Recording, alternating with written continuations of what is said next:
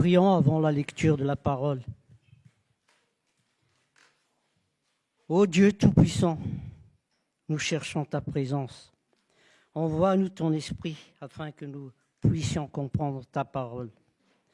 Nous le demandons au nom de Jésus. Amen.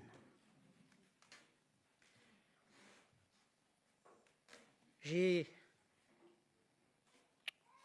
choisi 3 textes aujourd'hui. Ésaïe 43, 1, Psaume 23 et Jean 14, 27. Ésaïe 43, 1. Ainsi parle maintenant l'Éternel qui t'a créé, ô Jacob, celui qui t'a formé, ô Israël. Ne crains rien, car je te rachète. Je t'appelle par ton nom, tu es à moi. Quand tu traverseras les eaux, je serai avec toi. Le fleuve ne te submergeront pas. Quand tu marcheras au milieu du feu, tu ne te brûleras pas. La flamme ne te consumera pas.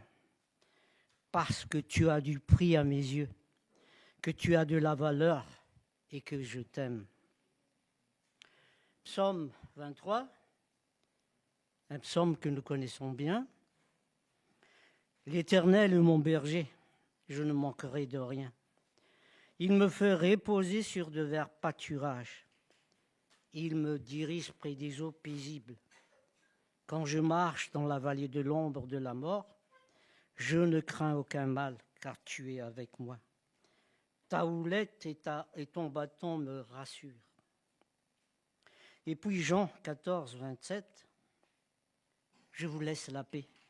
Je vous donne ma paix. Ce n'est pas à la manière du monde que je vous la donne. Que votre cœur ne soit pas bouleversé ni effrayé. Seigneur, sanctifie-nous par la vérité. Ta parole est la vérité.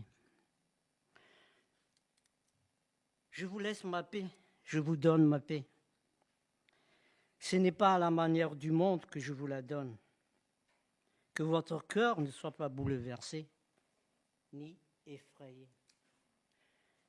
Une belle déclaration, n'est-ce pas? Il y en a d'autres.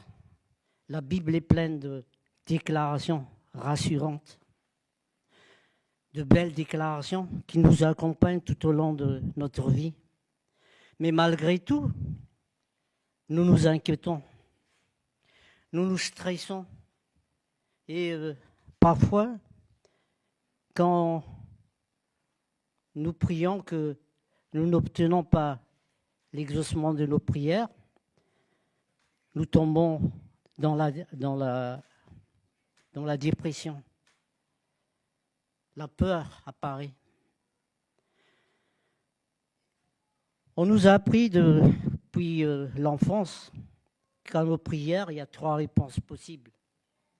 Oui, non ou attends. Mais aujourd'hui, je vous dis qu'il y a une autre réponse possible. Dieu nous répond parfois, détends-toi, ne sois pas inquiet. C'est mon combat et non pas le tien. C'est plus mon combat et non pas le tien. Dieu ne veut pas que nous combattons partout. Dieu veut que nous discernions ce qui relève vraiment de nos responsabilités et ce qui relève de ses responsabilités à lui. Alors, ce matin, inspiré par l'Esprit Saint de Dieu, j'ai choisi de vous parler des combats que nous rencontrons dans la vie et essayer de cerner quels sont les combats de Dieu et quels sont les nôtres. Et commençons par les combats de Dieu. Il n'y a pas si longtemps, notre pasteur nous a rappelé que notre Dieu est un Dieu créateur. C'est dans sa nature. Et c'est dans sa nature également de prendre soin de ses créations, de ses créatures, de ses créations. Et nous faisons partie de ses créations. Il prend soin de nous. Et on nous a déjà dit que pour chacun de nous, il nous connaît par notre prénom et pour chacun de nous, il a un programme. Et si nous nous intégrons dans ce programme, nous allons nous épanouir dans notre travail, dans notre ministère, dans notre famille. Et le but ultime de Dieu, c'est de nous sauver. C'est le salut, le but ultime. Il veut nous amener avec lui dans son royaume. Autant dans l'Ancien Testament, sous l'Ancienne Alliance, que dans la Nouvelle Alliance, Dieu nous a fait des promesses. Sous l'Ancienne Alliance, Dieu a dit au peuple d'Israël, Exode 14, 14, l'Éternel combattra pour vous. Vous gardez le silence. Mais malgré tout, à chaque fois, à chaque menace, à chaque difficulté, les Israélites paniquaient, ils s'inquiétèrent. Coincés entre la mer Rouge et les soldats égyptiens qui leur couraient après, ils paniquèrent. Certains criaient, « Est-ce qu'il n'y a pas de tombeau en Égypte? Pourquoi nous amener ici pour mourir dans le désert ?» Ils ont oublié les 10 plaies d'Égypte que Jésus a infligées donc à Pharaon. Ils ont oublié tous les miracles qu'il y a eu avant. Et nous savons la suite. Jésus ouvrit la mer Rouge pour faire traverser donc les Hébreux et pour y noyer les soldats de Pharaon, les Égyptiens. Des miracles, la vie des Hébreux, la vie des Israélites était plein. Mais dans le désert, comme nous savons, le désert, il y a le problème, c'est la nourriture, le problème, c'est l'eau.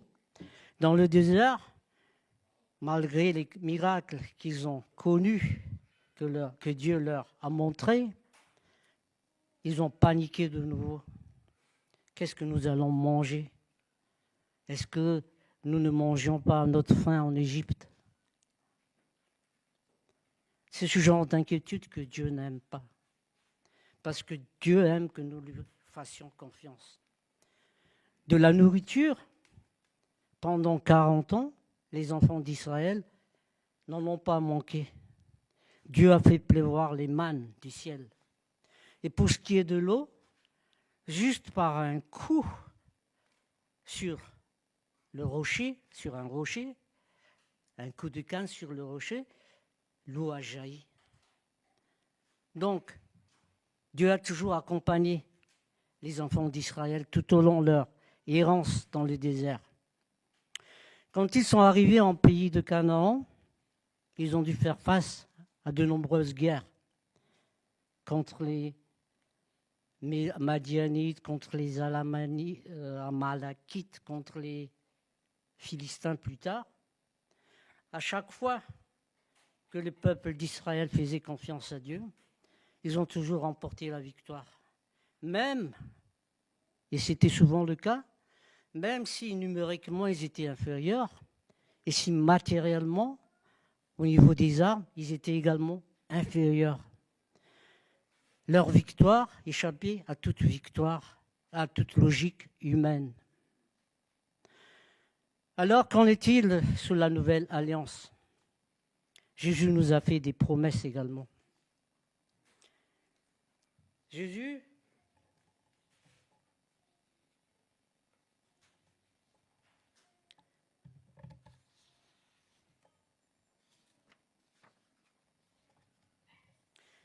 nous a fait également des promesses.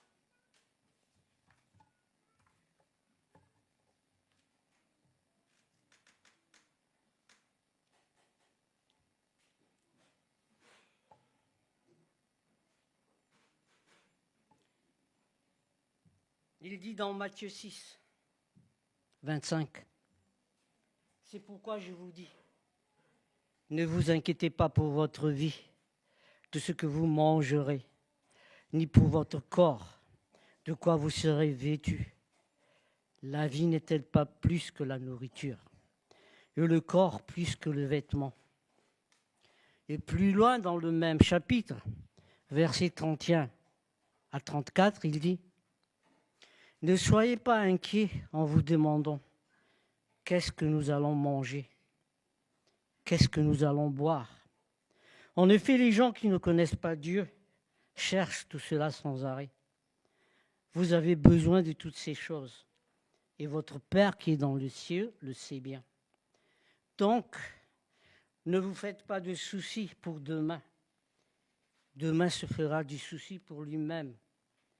La fatigue d'aujourd'hui suffit pour aujourd'hui. Qu'est-ce que ces versets nous disent? Ces versets nous disent donc que nous allons toujours manger à notre faim, si nous croyons en Dieu, si nous croyons en Jésus. Mais plus généralement, ces versets nous disent que Dieu prend soin de nos besoins vitaux. C'est son combat. Ce n'est pas notre combat à nous. Il peut nous utiliser comme il a utilisé Moïse, Abraham, Joseph, Gédéon, comme il a utilisé beaucoup de monde donc, dans la Bible. Mais nous ne devons pas nous inquiéter. Il prend soin de notre vie. C'est son combat. Parfois, sur table, par exemple, quand nous recevons notre salaire, nous essayons d'établir un budget pour le mois. Et généralement, nous paniquons. Comment est-ce qu'on va s'en sortir? Et d'habitude, mais malgré nos inquiétudes, quand nous confions à Dieu, ces inquiétudes, nous nous en sortons. Il fait des miracles, des grands ou des petits miracles. Nous n'y pensons pas souvent, mais si jusqu'ici donc nous sommes toujours là, c'est que Dieu, quelque part, a toujours agi dans notre vie. Donc, Dieu prend soin de nos besoins vitaux. Nous ne devons pas avoir d'inquiétude là-dessus. Mais qu'en est-il des autres besoins? Qu'en est-il des problèmes que nous avons avec nos voisins? Qu'en est-il du bébé qui nous réveille la nuit? Qu'en est-il des disputes dans notre couple? Qu'en est-il de nos soucis de santé? Nous nous faisons beaucoup d'inquiétudes. Mais finalement, quand Jésus dit dans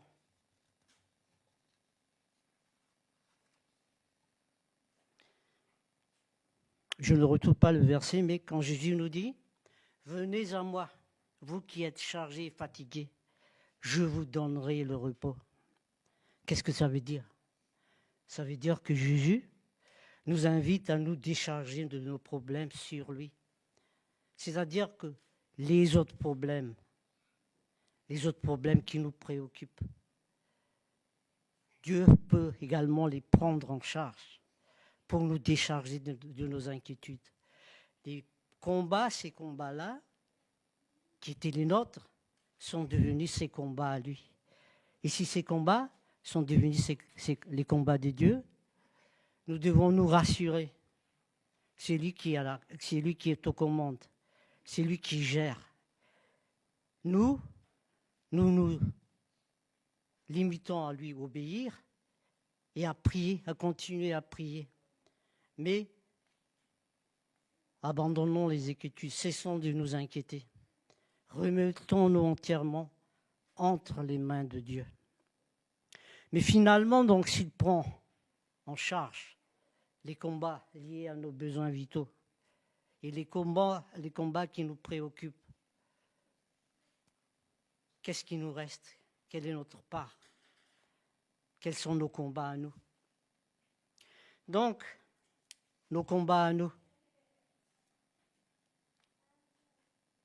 D'abord dans l'Ancien Testament. Il dit, l'Éternel combattra pour vous. Vous gardez le silence. Et puis ensuite, il dit, je vous donne la paix, je vous laisse ma paix. Je ne donne pas à la manière du monde, alors que votre cœur ne se tourne point et ne s'alarme point. Ce qu'il nous demande, c'est de lui faire entièrement confiance et de ne pas nous inquiéter. Finalement, donc, nos combats sont devenus également les combats de Jésus. Ce qu'il nous reste à faire, c'est de lui faire confiance et de prier. C'est d'entretenir une vie de prière, d'entretenir une relation de confiance permanente avec Dieu. Et cette relation de confiance, c'est Jésus lui-même qui nous donne une illustration. C'est l'histoire du cep et des sarments. C'est dans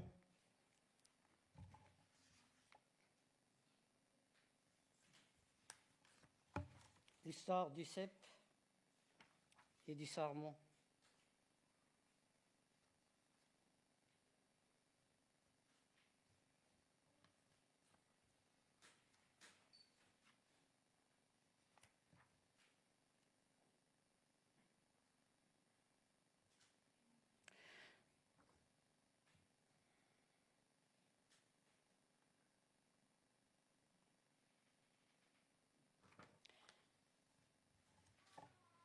Comme vous voyez, je suis un peu perdu là. Donc, l'histoire du cep et du sarment, c'est dans Jean 15, 5. Il dit, je suis le cep, vous êtes les sarments. Celui qui demeure en moi et en qui je demeure porte beaucoup de fruits. Car sans moi, vous ne pouvez rien faire. Il n'a pas dit, essayez d'être les sarments. Il a dit, vous êtes les sarments. Si vous croyez en Jésus, donc, vous êtes les sarments. Nous n'avons pas à nous inquiéter. C'est la même sève qui coule dans le cep, c'est-à-dire dans le tronc, les racines, et les branches, les sarments. Donc, si nous sommes avec Jésus, nous pouvons être tranquilles. En fait, les sources de notre vie, les sources de nos solutions dans la vie, c'est Jésus. Ce que nous avons à faire, c'est de garder un lien de confiance, une bonne relation avec le cep. Et nous nous rappelons du récit où Jésus est reçu par la fratrie Lazare, Marthe et Marie.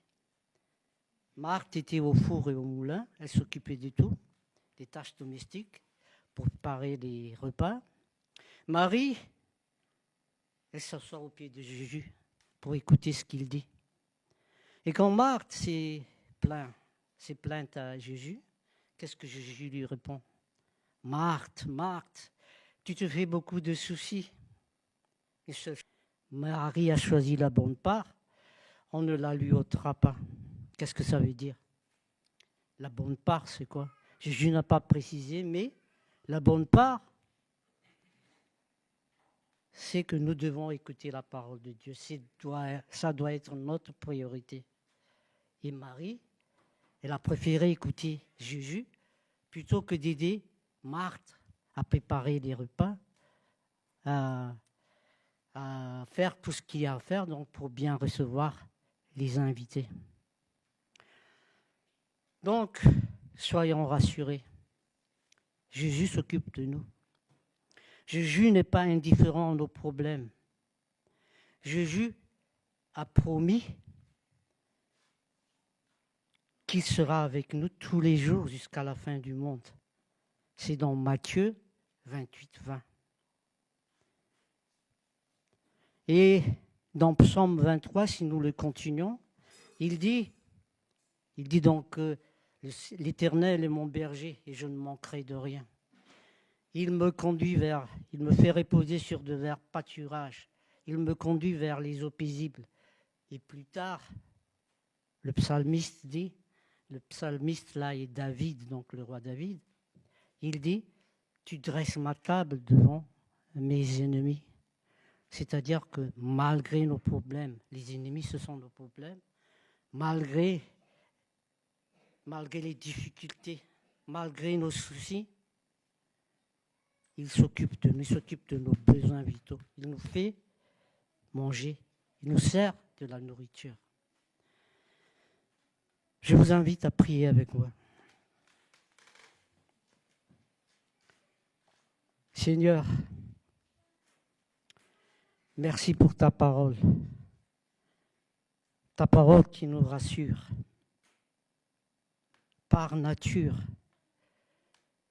nous nous inquiétons, Seigneur. Nous nous paniquons quand les problèmes surgissent. Tu connais nos imperfections. Mais la peur, les inquiétudes sont le contraire de la foi. Et tu veux que nous te fassions confiance. Alors, fortifie-nous par ton esprit, Seigneur, pour renforcer notre foi, pour renforcer notre confiance en toi.